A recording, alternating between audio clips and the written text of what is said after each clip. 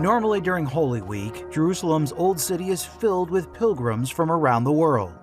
But this year, as the war kept people away and crowds quickly disappeared, competing narratives about the events that took place here quickly spread online. It was Palm Sunday when Israeli authorities temporarily denied Catholic Cardinal Pierbattista Pizzaballa entry to the Church of the Holy Sepulchre. Police cited immediate security concerns due to missile threats from Iran. That very real danger caused authorities to restrict access to some of Jerusalem's most sensitive holy sites. The Homefront Command directives called for the temporary closure of holy sites here in the Old City of Jerusalem, including the Western Wall and the Temple Mount. Within hours of the Cardinal's denial, images spread with social media claims that Israel was banning and persecuting Christians. It's the old adage of making a mountain out of a molehill. Chairman of the Judeo-Christian Zionist Congress, Kalev Myers, explains the situation surrounding the Cardinal. And unfortunately, the Church of the Holy Sepulchre does not have a proper bomb shelter that's up to security specs. And so the only people who are allowed on that premises during the war, during the Holy Week, were the 30 priests who live there. He adds even the initial denial of access came down to procedure. Father Pizzaballa understood those rules, but instead of getting the proper permission from the Israeli police in advance, he just went there. Within a day, Israeli leaders at the highest level reversed the decision, although the outrage continued. Online advocate Hillel Fould explains how the circulation of false or misleading information is far greater than most people realize.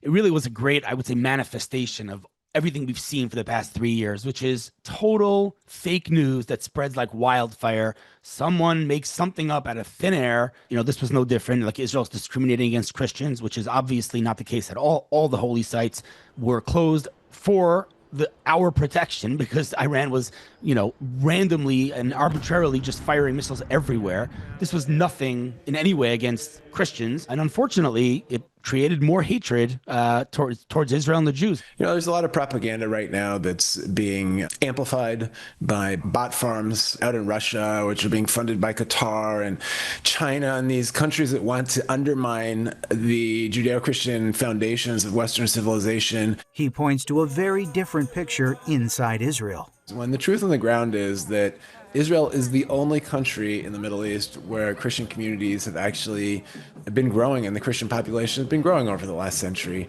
When Christian leaders recently met at President Herzog's residence, Archbishop Joseph Mata shared how his Galilee-based church continues to grow, even in the midst of war. My church is the largest church here in Israel, and I have lots of parishes. We are gathering, yes, we are growing.